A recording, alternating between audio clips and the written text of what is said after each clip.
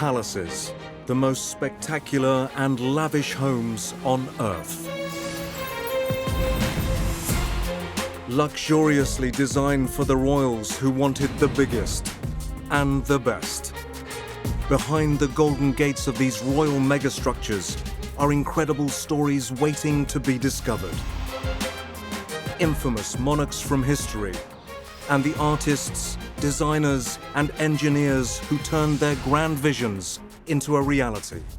These are the most opulent, flamboyant, and innovative royal residences around the world. In this episode, Edinburgh Castle, a symbol of Scottish might that's been bitterly fought over for more than 1,000 years. Some of the most famous names in British history, from Mary Queen of Scots to Oliver Cromwell, have walked its battlements. The castle contains feats of engineering that have made it one of the most impressive fortresses in the world.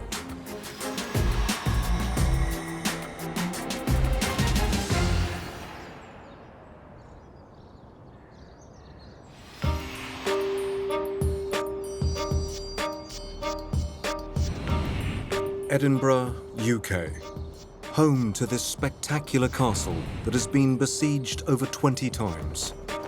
It dominates not just the city, but Scotland itself. It has been a royal palace, a prison, and a military fortress. The ancient stones of Edinburgh Castle tell a remarkable story of intrigue, conquest, and royal rivalry.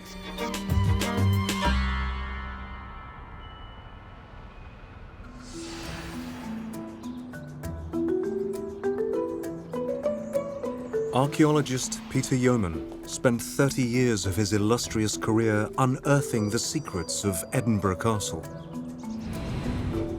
Surprisingly, we knew very little about the archaeology of the castle. There was an early documentary date from the 600s referring to the castle as Dunedin. Before that, we knew absolutely nothing. There was no evidence whatsoever. Well, I was able to find remains of prehistoric houses and incredible depth of archaeology across parts of the site. And those prehistoric houses, the earliest of those dated back to the Bronze Age in 900 BC. So you can put on my gravestone, he doubled the age of Edinburgh Castle. Edinburgh Castle has changed so much throughout the millennia that at least 2 previous incarnations of the structure have come and gone. Parts of the current castle have stood since the 12th century, a medieval fortress built to protect the Scottish crown.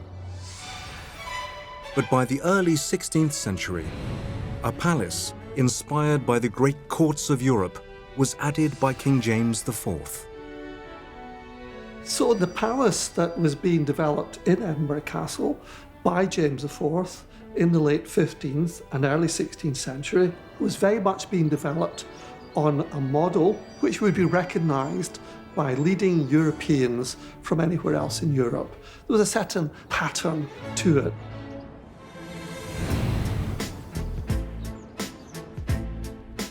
On the 4 sides of a large courtyard, now known as Crown Square, James IV built a palace which became the residential quarters of the king, a large chapel, servants' quarters, and finally a great hall, which was completed in 1511.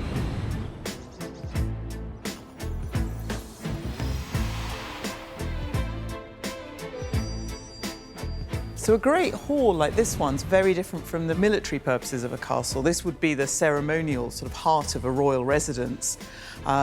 Just as people were defined by what they wore in this period. You could show your nobility, you could show your status. In a building, the sort of grandeur and the stature of a room like this would show the purposes. So it could be used for feasting, it could be used for entertaining foreign dignitaries, it could be used for celebrating baptisms or weddings. This is a real Renaissance statement of royal power, hospitality, majesty, politics, everything that you need in a royal court. King James IV was married to English King Henry VIII's sister, Margaret. And in commissioning the Great Hall, he may well have been competing with his brother-in-law's version at Hampton Court Palace. Both monarchs were looking to the past to assert their authority. Henry VIII builds a great hall about the same time, and it looks like a medieval great hall because you're harking back. You're looking to the future, you're projecting your image as a mighty king, but you're looking back at your ancestry as well, because that's the basis of your power. And all these buildings arrayed around Crown Square, evolving at a time in the 1400s and the 1500s, some of which we still have spectacularly today, are a result of that. The structure holding up the roof of the Great Hall is a classic early 16th century example of art combined with engineering. They wanted to have an uninterrupted, open, beautiful space for this hall, and so they had to think carefully about how they were going to actually achieve this long span with the roof without putting obstructions into this space. So if you just put a single piece of timber across that width of that hall, it would have been really bulky, it probably would have been sagging a bit, and it wouldn't have been aesthetically a very interesting thing to look at. So to use less material, to make it more structurally efficient, and also to make it look great, they used this kind of exciting medieval technique, the hammer beam truss.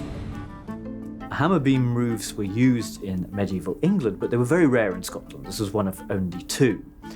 These were dramatic timber structures designed to bridge over very large spaces.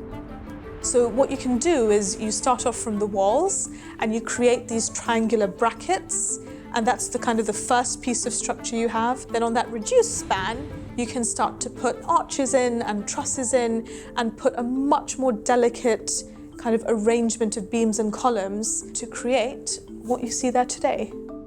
A hall like this was a dramatic space that was the centerpiece of the dining hall, really, of the castle. So it was a space that you could show off. It was a deliberately opulent space, just by its mere scale.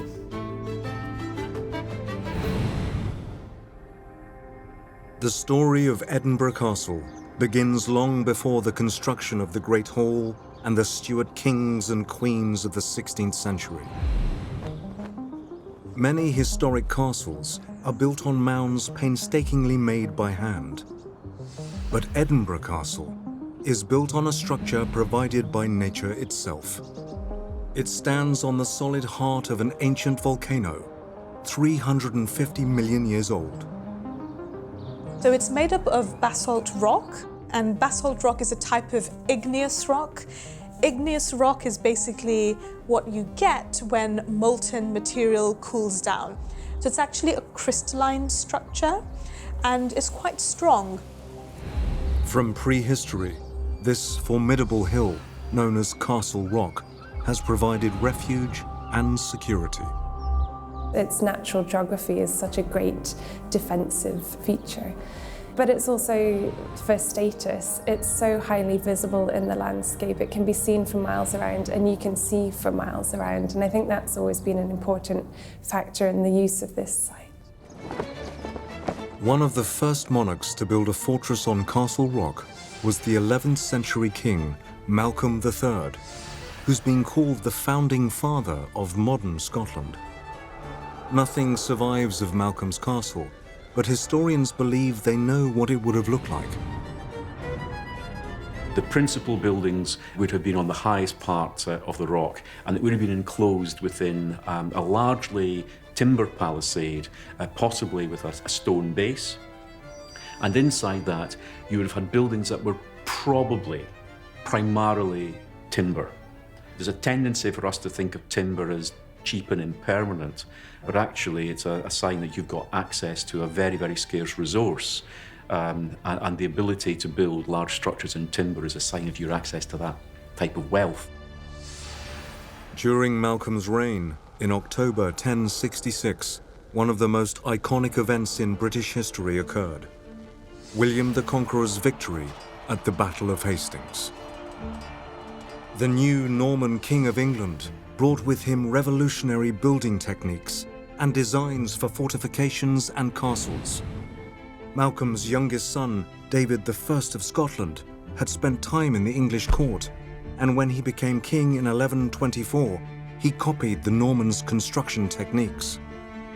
He was a great builder of churches and abbeys. And he was a very good king. A very stable reign. He'd grown up partly in England, as they did. He had English lands. So he knew how a modern Norman-style medieval kingdom worked. At the very top of Castle Rock, King David built a fort in the Norman style, replacing an old timber structure with stone. For centuries, it was thought that every part of it had been destroyed. Then, in the 1840s, it was realized that a room being used as an ammunition store had been built for a more peaceful purpose, a chapel. Dating from around 1130. Built in a Romanesque style, it is dedicated to King David's mother, Margaret, who died in the castle in 1093 and was declared a saint in 1250. The chapel is part of the essential apparatus, the things that you need in a high-status residence of the 12th century. David, remember, he's brought up largely at the court of the Norman kings of England. And so he's seen how their houses are organised. And one of the key elements in that is a chapel. Because the chapel clerks, the chaplains in the chapel, they're your secretaries. They're the people who are doing your writing. And David is introducing record keeping and the regular production of parchment as evidence for the king's business. St. Margaret's Chapel was not only a status symbol, it became a sacred place. Her bones and her clothing were believed to have healing powers. We have evidence from inventories and historic records relating to Edinburgh Castle that suggest that some of the relics of St. Margaret were kept and used here. And indeed, St. Margaret's relics became associated with childbirth and with healing, and that her relics could often be used during royal births and pregnancies. By the late 13th century, Scotland and its main stronghold, Edinburgh Castle, were under the rule of the English king, Edward I. But the Scots rebelled in what became known as the Wars of Independence. Edinburgh Castle emerges regularly as one of the key, much fought over fortresses by both sides. It falls into the hands of Edward I of England in 1296, basically with a whimper. When he gets to Edinburgh, he's more or less met by a janitor with a key saying, there's the castle, take it. And it's occupied then, from that point, continuously by an English garrison until 1313. For one man, Scottish King Robert I, popularly known as Robert the Bruce, the English occupation of Edinburgh Castle was a national humiliation. By 1314, Robert had recaptured most of the castles in Scotland, and Edinburgh was next. It seemed impregnable until an offer of help arrived from the inside. So there's an English garrison, in some cases about 350 strong, near enough. And one of the garrison members was a man called William Francis. So he seems to be a Scot, but he is in the pay of the English. He is working with the garrison. He's got a girlfriend down below the castle in the town. The governor of the castle isn't allowing him to get out regularly to see his girlfriend, and this leads to friction between them, to put it mildly. Eager for revenge, Francis covertly made contact with the nephew of Robert the Bruce, Thomas Randolph. And he says to Thomas Randolph, I can show you a secret route into the castle. This is the route that he used to come out for his secret meetings with his girlfriend down in the town. And so Randolph, with Francis, takes a small group of men up this passage, is the way it's described, a secret route up the rock, out at the west end of the site. a direction from which the garrison doesn't expect to be attacked. And there's a fantastic account of the dangers and tribulations of these 30 men climbing up and trying to keep quiet, and them hearing the voices of the English lookouts talking on the battlement, saying, was that somebody making a noise coming up the rock or not? There's always that risk that they're going to be discovered. And so they're able to surprise the guards that control the gate, throw open the gates, let a larger group of Scots in, and they take the castle. And it's a tremendous achievement, turning point. It was one of the great things that gave the Scots confidence that they could actually take the English on and beat them. In 1314, now in command of Edinburgh Castle, King Robert the Bruce did something unexpected. He destroyed it. But there was method to his madness. Now, he had tried, when he first seizes the throne of Scotland in 1306, he had tried to fight war the traditional way, which was you capture castles, you garrison them, you hold them yourself, and you use them to control the countryside round about them. It ties up his ability to move rapidly around the country and deal with problems. It drains his resources. He doesn't want to be tied down with garrisoning fortresses, but he knows that he can't just leave them standing empty. So what you do, you recapture the building and then you render it useless to an invader. And everyone he takes, he destroys.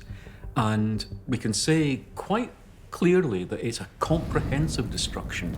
You know, it must have been an incredible sight. There was lots of wood in them, and it looks like on the side of St Margaret's Chapel, evidence of burning from that period. It would have made a great fire which would be seen from miles around. The castle of King David was razed to the ground. The only building left standing amongst the rubble was St Margaret's Chapel. And for a time in the early 14th century, the castle rock was deserted. There were sheep grazing here, animals grazing here. Although Robert the Bruce had reduced the castle to rubble, his son and successor, King David II, recognized the importance of the fortress and its location.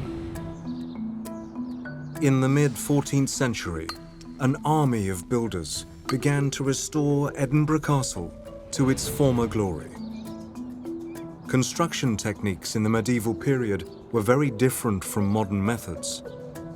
There was no blueprint for the workmen to follow. There was not what we would call an architect. Things were worked out on site and changed according to need. And when something was built, it could be tested. If it didn't work, it could be taken down and built again. So there was much more trial and error, and there was much more adjustment as the work progressed. The stonemason would first construct the foundations, but foundations on medieval buildings were never very deep. And of course, if you're building on solid rock, you don't need to dig down foundations. You just make grooves in the rock, fit the stone blocks into them. And then it was just sheer manpower. Medieval castles had solid walls, with 2 layers of stone on the outside, filled with cement and rubble on the inside. The outside stones were chiseled smooth to make them difficult for an attacker to climb. It's estimated that up to 3,000 men worked on the construction of the medieval castle. Although their work has been admired for hundreds of years, they remain largely unknown. Occasionally in the royal financial records you can pick up references to people like, Peter the Mason, John the Carpenter. But for most of the time, we really are completely ignorant as to who the people who designed all the fine work at the castle was. When the medieval Edinburgh Castle was finished, it would have inspired both fear and awe. It's very interesting, the Hollywood presentation of what these castles looked like. Sometimes is probably closer to the reality than we might think. And although we see these buildings largely now just outside as bare sandstone, they originally would have been lime washed. And here in Scotland, they use what's called King's Gold, a pale, creamy yellow lime wash. And in daylight, in sunlight, it glows. it almost becomes luminous. And so the building would have been like a beacon standing out. So you're making a statement that everybody would understand. That, you know, look at me, I am the king, I am the most powerful person around, this is the symbol of my authority. One of the first drawings of Edinburgh was made by an English spy in the 16th century. It shows the result of David's ambition, a castle with towers, and dominating the east side, facing the city, a huge structure named after the king himself, David's Tower. So it's the royal private apartments and reception rooms stacked one on top of another. It rises some 5 stories in height above cellars on the highest part of the rock. So it would have been visible for miles around. And this is the beginning of the transformation of Edinburgh into this principal fortress of the realm, the key castle in royal hands. It begins with David II. Although David's Tower was destroyed by an English artillery bombardment in the 16th century, evidence of it still remains under one of the castle's most famous attractions, the Half Moon Battery. This is what almost 2 million visitors a year see. As they approach the castle, they see from the esplanade this great curving frontal wall, and we're standing on the lid of that. But one of my predecessors, a man called W.T. Oldreeve, in 1912, he worked out that there's probably bits of the tower surviving underneath here. David's Tower was built not just to house the king's reception rooms and private apartments. It was a key part of the castle's defences, and it had some surprises for the enemy. So this speaks of the brutality of medieval warfare. I'm just coming from what would have been the outside of David's Tower in the medieval period behind me. But if somebody had attacked the castle and broken through, they'd break in this way, they'd get their battering rams, they'd come smashing through a door here, and then all of a sudden, because what's in front of us here is now covered with this, I hope, safe metal grille, is an enormous great pit, maybe with pointy sticks in the bottom of it, and anybody breaking in through the door wouldn't know that this dirty great big hole was here. At the very bottom of David's Tower is evidence of the ancient foundations of the castle and the skill of the medieval builders. What speaks volumes about the enormous challenge that for 3,000 years there has been on building on top of this mighty rock, which is that you've got the basalt, this immensely hard, cooled lava from the final eruptions of the volcano that was here 350 million years ago. In fact, this volcano went up 1 kilometre above our heads. That's how enormous it was, and it's been ground away over the millions of years. And so what the medieval builders have done is really quite extraordinary, because when you think about the poor tools that they had, soft iron tools and so on, they have chipped away the platform that I'm standing on to then get a vertical face, and then started to build. And there's just the first few courses that we can see of the medieval palace there, with the great vault of the Half Moon Battery above us. When King David II died at Edinburgh Castle in 1371, a new Scottish royal dynasty began, the House of Stewart. Over the next 200 years, they would leave a lasting effect on the history of the British Isles and the castle itself. In the late 1400s, Stuart King James IV extended the fortress by building out over the perilous south side. The Castle Rock itself would have always been a very difficult site to occupy. You've got issues in terms of the height. There are sheer drops on most sides of Castle Rock.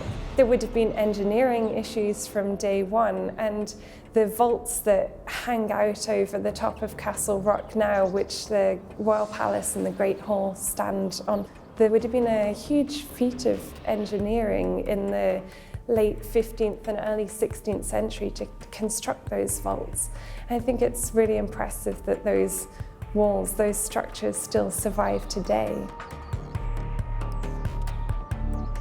Edinburgh Castle is built, like many castles on a rocky promontory, to make it difficult to attack. But of course that means that you're working on the walls at great height, even before you've built any wall. And working at great height is always difficult. There are high winds, and you can fall off the scaffolding, and you can get seriously hurt. And it was very difficult to build scaffolding off the side of a cliff. So all of these things made it much more difficult to construct than a normal building on flat ground. By the middle of the 16th century, the Stewart royal family had ruled over Scotland for almost 200 years, with Edinburgh Castle as their bastion of power. The dynasty was secured when a new heir was born to King James V in 1542, just days before he died. Mary Stuart becomes Queen of Scots when she's 6 days old in December of 1542, and she immediately becomes a bone of contention between the various powers looking at Scotland, realizing that a country which is ruled over by a baby girl is ripe to be snapped up. Even though she's still in nappies, people are competing to who's going to get to marry her. Which royal family is she going to get married into, which is a proxy way of saying, which country is going to get to absorb Scotland.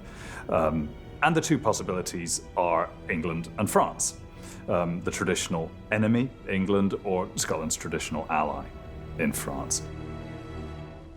Henry VIII is very keen that she should marry his own son, the future Edward VI. There's only 5 years in age between them. It looks like a plausible marriage. There are some in Scotland who support it. But Queen Mary is taken to France herself before her 6th birthday, is pledged in marriage to the French Dauphin, to the Crown Prince, and actually marries him. 15-year-old Mary was married to the future king, Francis II of France, in 1558. But just 2 years later, a wave of feeling in Scotland led the country to abandon its Catholic roots and change its allegiance to Protestant Christianity. So by the summer of 1560, Scotland has moved decisively from being within France's orbit to being in England's, even though their queen, Mary, is still in France and still married to the French king. But then the French king himself dies. And so she, as an 18-year-old widow, returns to Scotland, to a country that she could scarcely remember. But Mary isn't just the Queen of Scots. She's also, by some arguments, the rightful Queen of England. She certainly has a very good claim to the English throne. She's directly descended from Henry VII. And if you argue, and there's a very good legal case for arguing this, that Queen Elizabeth I is illegitimate, that she should have no right to inherit the throne, then by strict order of primogeniture, Mary ought to be the Queen of England as well. In 1565, Mary was wed for a second time to her half-cousin, Henry Stewart, Lord Darnley. And in June 1566, a royal procession made its way through Edinburgh and up into the castle. Mary was heavily pregnant and had been persuaded by her advisors that the castle was the best place for the birth. From a security point of view, the castle on the rock is the safe place to be. So if there's any threat or disturbance, and bear in mind that in the 1560s, Scotland is going through a major period of internal turbulence. There's the Reformation, the change in religion is taking place. You have got supporters of Catholicism versus supporters of Protestantism. Various factions who are competing for power. It's a time of relative insecurity, and you just need to be sure if the Queen is about to give birth to a child that she is in the safest place for that birth to take place. Over the border in England, Mary's cousin, Queen Elizabeth I, watched events in Edinburgh with concern.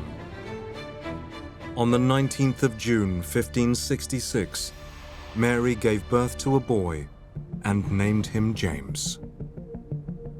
The ambassador wrote very quickly to tell Elizabeth of the news that the Queen of Scotland had given birth to an heir, and to a male heir at that. And Elizabeth, you do see some of her vulnerability, because she says, I'm of barren stock. And I think she knew then that she was never going to get married and she was never going to have children. Mary, Queen of Scots, is the most obvious candidate to succeed her. That prospect fills many of Elizabeth's subjects with horror, because Mary, Queen of Scots isn't just a Scotswoman, she's also a Catholic. And it's that threat, more than anything else, that ultimately leads Mary, Queen of Scots to lose her head. Mary, Queen of Scots, was imprisoned and finally executed in February 1587. Her English counterpart, Elizabeth I, had reluctantly signed the death warrant. We were always fascinated by two queens, one island, and it seeing that only one could survive. And yes, Elizabeth was the one who survived and died peacefully in her own bed, but she left the throne without an heir, and the heir became Mary's, so perhaps, in a sense, Mary won in the end. In 1603, 16 years after the death of Mary, the son she gave birth to at Edinburgh Castle, James VI of Scotland, became King James I of England.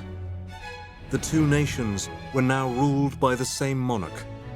But if the people of Edinburgh thought James's birthplace would become the centre of his kingdom, they were sadly mistaken. So when James succeeded to the English throne in 1603, there was always expectation that he'd managed to sort of keep two courts going, that he'd come back salmon-like from whence he was spawned maybe every year. I think probably once he went to England, he realised the pressure of royal business was enormous. He didn't come back so much. And when James did come to Edinburgh, he preferred to stay in nearby Holyrood Palace, a more comfortable, less windswept royal residence. Yet Edinburgh Castle remained important to him as a symbol of the Stuarts' royal lineage. In 1615, James ordered that major repairs and improvements to the castle should be completed in time to mark the 50th anniversary of his proclamation as King of Scotland 2 years later. In the years running up to the celebrations for his homecoming and his Golden Jubilee, he invested a great deal in the Royal Palace block. Much of the exterior details that we see on the Royal Palace at the castle today are as a result of the work of James VI.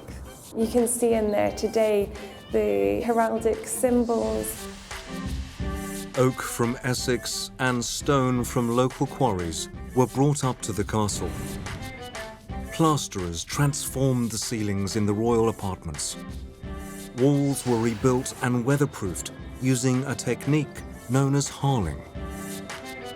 The men who worked on the more dangerous parts of the castle were rewarded with extra money. There was a lot of excitement about harling the walls and putting glass in some of the windows and improving the decoration, partly to celebrate rooms like this, the Great Hall, where there was going to be banquets. But there is evidence he not only came back here, but he also came back here on his 51st birthday in June 1617 and apparently feasted in here from 4 o'clock until 9 o'clock in the evening. The castle's mighty 15th century gun, known as Mons Meg, one of the largest artillery pieces in Europe, was fired in honour of the Stuart king. James was back home, where he was born. The importance of the castle was not lost on him or any British monarch to come. Edinburgh Castle is a fortress, but it also is a palace, because kings and queens live there. It was so vital. It was fought over, and it was fought over in a much more symbolic way than Holyrood Palace was. When it came to taking Edinburgh, you had to take the castle. And when you took Edinburgh Castle, you'd taken Edinburgh, and by association, you'd taken all of Scotland. So although the king wasn't perpetually there, it really was seen by everyone as the king's seat. If you got it, you deposed the king. The arrival of an infamous Englishman brought about one of the greatest changes to Edinburgh Castle. In December 1650, Oliver Cromwell, the newly appointed Captain General of the Commonwealth, invaded Scotland and seized the castle.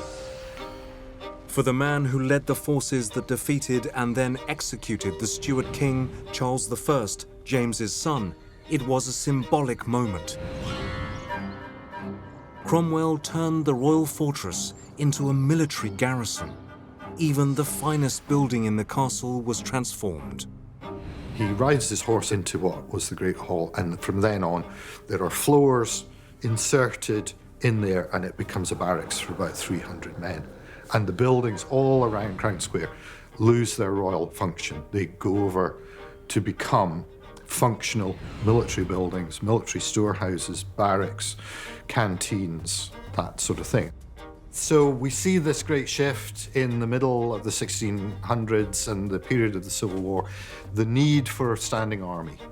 And therefore, at places like this, the need for accommodation and everything that was involved in looking after the troops. And that's the character of Edinburgh Castle from then on for the next 200 plus years, is as a military garrison, first and foremost. After the restoration of the English monarchy in 1660, Edinburgh Castle remained a valued military prize. In the 18th century, it became an obsession for a movement known as the Jacobites, supporters of Catholic James II of England and later Bonnie Prince Charlie. It's so symbolic of the Jacobites who want to seize the throne back, who feel that they have the truthful, the real monarch throughout the 18th century. And if they get Edinburgh Castle, they think they'll have got the throne. It's not Holyrood Palace, it's not anywhere else in Scotland, it's Edinburgh Castle they want. And once they've got that, from there they feel they can cement their claim to the throne and govern the whole of Scotland and hopefully get their hands on England. The Jacobite threat means that actually Scotland is regarded, some places of it, almost like a war zone in the early 18th century. The Jacobites laid siege to the castle in 1689, but failed to capture it. However, they weren't finished. In 1715, they returned, only for their attack to end in farce. They almost get it, but the ladder they're using is actually a bit too short, and then then it all fails and they're hanged and flogged, because Edinburgh Castle is so symbolic. A further unsuccessful Jacobite attack in 1745 proved to be the final siege in the castle's history. As a result of the Jacobite scare, a number of engineers were employed to modernize and repair the castle. New storehouses and barracks were built, as well as more visible battlements, creating the castle we recognize today. Partly the defences needed to be improved to meet the advances in military technology at the time, but the castle had also suffered very intensive siege in 1689, and so there were a number of repairs that were needed. The defences were 50 to 100 years old in many parts of the site, if not older. They really transformed the defences of Edinburgh Castle, building the Argyll battery, the western defences that cover the lower western side of the site, and they improved parts of the Half Moon battery, the gun bastion there. As the castle evolved, nothing of the old was wasted. Any stone in the castle has probably been in 5 or 6 buildings in its life, going back into prehistory. And once the stone was here, and you maybe had buildings that you didn't need anymore, or buildings that had been destroyed by cannon fire, You simply reuse the stone, and there's loads of evidence. So any of these stones have got amazing stories to tell, tremendous time depth. As well as keeping people out, Edinburgh Castle was built as a place to keep people in. The largest number of prisoners held on Castle Rock was during the Napoleonic Wars of the early 19th century, in which French Emperor Napoleon Bonaparte and his allies attempted to conquer Europe. Up to 1,000 French, Spanish and Dutch prisoners were held here. Attempts to escape were understandable given the conditions they were held in. The vaults themselves would have been really quite dark and cramped spaces, with the soldiers sleeping on hammocks hung up in lines throughout the vaults. During the Napoleonic Wars, they were really pushed to breaking point. They had such a huge number of prisoners coming into the castle and that were held within the vaults. It would have been really cramped and confined conditions. And it actually inspired escape. We get the impression that there must have been so many soldiers here that perhaps it was quite difficult to keep track of the individuals. We have evidence of important prisoners undertaking daring escapes from the castle, knotting their bed sheets together and climbing over the rock, hiding in heaps of dung, all sorts of glamorous stories in their attempts to escape. And some did. Some escaped by dressing up and managing to fool the guards, or by sheer bribery. And unfortunately, in Edinburgh Castle, many parts of the castle were built of sandstone that was rather soft. So that later, when it was converted into a prison, the prisoners could actually dig their way out, at which point it was realised that sandstone was perhaps not the best material. Around 1780, during the middle of the American War of Independence, a prisoner from the then colony carved a distinctive flag. There's some fascinating graffiti on one of the doors that survives, including depictions of ships that these men would have been sailing on, and really famously one of the earliest depictions of the Stars and Stripes banner, what's now the American flag. Any Americans in Edinburgh Castle today are likely to be tourists.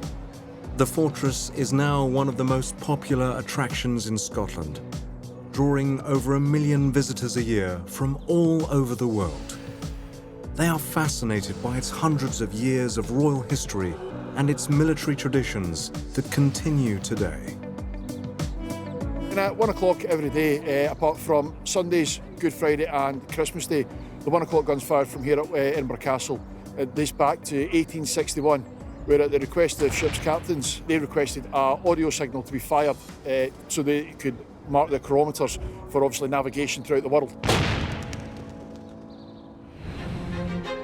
Over thousands of years, builders and engineers have turned an extinct volcano into a living fortress so valuable it's been fought over more than any other castle or palace in Britain. Its walls have witnessed key moments in the story of the Scottish people. Scotland doesn't have a Shakespeare, but one feels that if there was a Shakespeare who was writing history plays, in every single play there'd have to be a scene in Edinburgh Castle almost. It's seen murders, endless sieges, warfare, royalty. It is intimidating, it is unconquerable, it is saying, you will not invade Edinburgh, you will not take our city. It is a big statement of strength and power, one that very few people would want to take on. If you want an understanding of the great history of Scotland, and Scotland does have the most extraordinary history, you can come to one place, you can come here, and you can be in the place where so many of these great events happened, which were pivotal to the whole of Scotland's story.